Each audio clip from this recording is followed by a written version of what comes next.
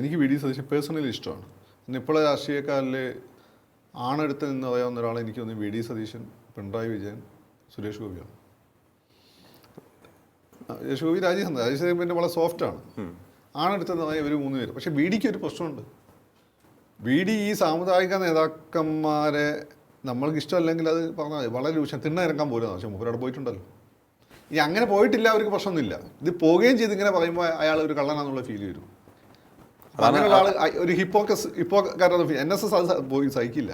അതാണ് സുകുമാരൻ നേരെ ചോദിച്ചത്.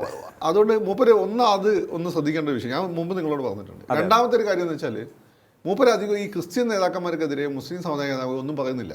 പറയുന്ന മൊത്തം ഹിന്ദു സമുദായ നേതാക്കന്മാർക്കെതിരെ. അപ്പോൾ ഹിന്ദു സമുദായ നേതാക്കന്മാർ ചാഞ്ഞവർ ആർക്കും ഒന്നും പറയും. ഇതെന്താ സംഭവം? മൂപ്പര് വിചാരിക്കും ഞാനും ആ സമുദായത്തിൽപ്പെട്ടവരായതുകൊണ്ട് ഇവരൊന്നും മിണ്ടില്ല എന്നായിരിക്കും. അങ്ങനെയല്ല. അവിടെ നരേന്ദ്രമോദിയുടെ ഒരു പോളിസിയാണ് പ്രധാനം. അതായത് നരേന്ദ്രമോദി കലാപൊക്കെ കഴിഞ്ഞ് സദ്ഭാവൻ പരിപാടി നടത്തി അവിടെ. അങ്ങനെയാണ് മൂപ്പര് ഒരു ദേശീയ തലത്തിലേക്ക് വരുന്നത്. അപ്പോൾ ഒരു മുസ്ലിം നേതാവ് ഒരു സ്കൾക്കാപ്പ് കണ്ടിട്ടുണ്ടല്ലോ, കൊണ്ടുവച്ചെടുത്തു. അത് വേണ്ട, കയ്യിൽ മേടിച്ചു. അത് നിങ്ങളുടെ മതത്തിൻ്റെ ആചാരം, അതെനിക്ക് സ്വീകരിക്കേണ്ട ആവശ്യമില്ല. ഇങ്ങനെ നിലപാടം എടുത്താൽ പോരെ. നമ്മളെ മതത്തിൽ സ്ട്രോങ് ആയി നിൽക്കുക, അതിൻ്റെ ആളുകളെ അപമാനിക്കണ്ടല്ലോ. അല്ലെങ്കിൽ പോകരുത്. പോയിട്ടുണ്ട്. പോകാത്തൊരു കാര്യം സുകുമാരൻ സാർ പറയില്ല, ഉറപ്പാണ്. അതെ, അവർക്ക് ആവശ്യമില്ല.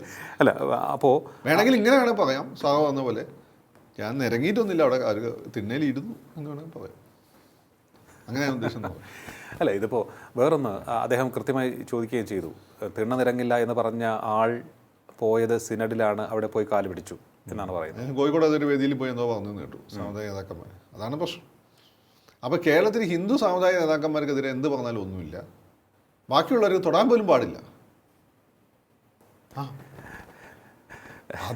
അതെങ്ങനെ ഒരു 50% ഹിന്ദു ഉള്ള ഒരു സ്ഥലത്ത് ഹൈന്ദവ നേതാക്കന്മാരെ ചവിട്ടി വേദിക്കാന്ന് വെച്ചാൽ ഇത് നോക്കിക്കൊണ്ടിരിക്കും. എന്നിട്ട് എന്ത് ചെയ്യുക?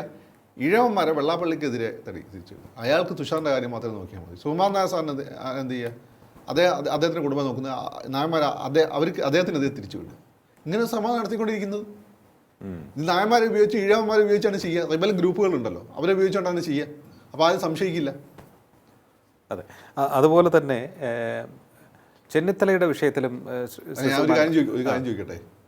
സ്വന്തം മക്കളെ കാര്യം നോക്കണ്ട. അല്ലെ ഗാന്ധിനെ പോലെ സ്വന്തം മക്കൾക്ക് കിട്ടിയ സ്കോളർഷിപ്പ് വേറെ ഒരാൾക്ക് കൊടുത്തിട്ട് ആ മോൻ പിന്നെ കള്ളും കുടിച്ച് ആളുകളെ പറ്റിക്കുന്ന ആളായിട്ട് അനാഥനായി മരിച്ച അവസ്ഥ മക്കൾക്ക് ഉണ്ടാക്കി വെക്കണോ? വേണോ?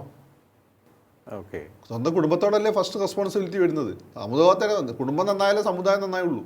ഗാന്ധിയുടെ ഏറ്റവും വലിയ പരാജയം എന്തായിരുന്നു? ഒന്ന് വലിയ തീരുമാനം എടുത്തപ്പോൾ ഭാര്യയോട് ചോദിച്ചിട്ടില്ല. വൈഫിൻ്റെ അവകാശങ്ങൾ ചവിട്ടി വെച്ച ഒരാളാണ് ഗാന്ധി. 2 മക്കൾക്ക് ഒരു പരിഗണനയും കൊടുത്തിട്ടില്ല. എനിക്ക് ഒരു താല്പര്യമില്ല അങ്ങനെ. നിങ്ങൾ ഈ വിമർശിക്കുന്നവർ നിങ്ങളുടെ മക്കൾ എന്താ ചെയ്യുന്നത്? നിങ്ങളെ മക്കളെ നിങ്ങൾ അന്യ വീട്ടിലെ മക്കളെ സ്വന്തം മക്കളെ പോലെ നിങ്ങൾ സ്നേഹിക്കുന്നുണ്ടോ? ഇല്ലല്ലോ. ആദ്യം അത് കാണിക്കും. സ്വന്തം മക്കളെ അനാഥരാക്കണോ? തുഷാറിനെ തള്ളി പറയണോ? What you mean? അതുപോലെ തന്നെ അപ്പോൾ കൃത്യമായ ഒരു എന്ത് സൂചനയാണ്, എന്ത് രാഷ്ട്രീയ സൂചനയാണ് ഇതുവരെ നൽകുന്നത്? വി ഡി സതീശനെ തള്ളിപ്പറയുന്നു. അതിനൊപ്പം തന്നെ സുകുമാരൻ നായർ പറഞ്ഞത്, ആദ്യം പറഞ്ഞു രമേശ് ചെന്നിത്തല മുഖ്യമന്ത്രി ആയതുകൊണ്ട് എനിക്കെന്ത് നേട്ടം, അല്ലെങ്കിൽ നമുക്കെന്ത് നേട്ടം എന്ന്. അതിൻ്റെ തൊട്ടു പിന്നാലെ പറഞ്ഞു രമേശ് ചെന്നിത്തലയുടെ യോഗ്യതയുള്ള മറ്റാരുണ്ട് എന്ന് ചോദിച്ചു. ശരിയാണ്. കോൺഗ്രസിൻ്റെ ഹൈറാർക്കിയിൽ ഇപ്പം ടോപ്പ് മോസ്റ്റ് ഉമ്മൻചാണ്ടി സാറിന് ശേഷം ഏറ്റവും തലയെടുപ്പുള്ള ഏറ്റവും സീനിയർ നേതാവ് രമേശ് ചെന്നിത്തല. എനിക്ക് രമേശിന് വലിയ ആരുമൊന്നല്ല, പക്ഷേ രമേശാണ്. എനിക്ക് സതീശനാണ് കാര്യം ഇപ്പോൾ നേതാക്കന്മാർ. പക്ഷേ രമേശാണ്, സത്യമാണ്. രമേശ് പക്ഷേ ഇത് സതീശനെ പോലെ പണിയെടുത്താണ്. ഈ രമേശ് പല സ്ഥലത്തും എത്തിപ്പെട്ടത് NSSൻ്റെ സപ്പോർട്ടോട് കൂടിയിട്ടാണ്. ഓക്കെ, അതില്ലാന്ന് രമേശിന് പറയാൻ പറ്റില്ല. കാരണം ലീഡർ പൊക്കിക്കൊണ്ടുവരുന്നത് ഒന്ന് ഹിന്ദി അറിയാവുന്നതുകൊണ്ട്, ഒന്ന് NSSൻ്റെ ആളായതുകൊണ്ടും കൂടിയാണ്. അല്ല രമേശിനെക്കാളും ഭേദപ്പെട്ട ആളുകളില്ലായിട്ടൊന്നല്ല. അങ്ങനെ നിൽക്കുമ്പോഴാണ് ഈ 5ാം മന്ത്രി ഇത് വരുന്നത്. ഈ ഉമ്മൻചാണ്ടി സാറിൻ്റെ 2011 ഗവൺമെൻറ് വരുന്നത്. ആ സമയത്ത് ഉമ്മൻചാണ്ടി സാർ കഴിഞ്ഞാൽ മന്ത്രിസഭയിൽ സീനിയർ മോസ്റ്റ് നേതാവ് രമേശ് ചെന്നിത്തലയാണ്. പക്ഷെ രമേശ് ചെന്നിത്തലയ്ക്ക് കൊടുത്തില്ല. ഇനി അത് കഴിഞ്ഞിട്ട് ഒരു പുനഃസംഘടന ഉണ്ടായി. 5ാം മന്ത്രി വന്നു. അന്നപ്പോൾ NSS കാര്യങ്ങൾ വന്നു. 5ാം മന്ത്രി വന്ന് പുനഃസംഘടന ഉണ്ടായപ്പോൾ എന്ത് ചെയ്തു? കൊടുത്തില്ല.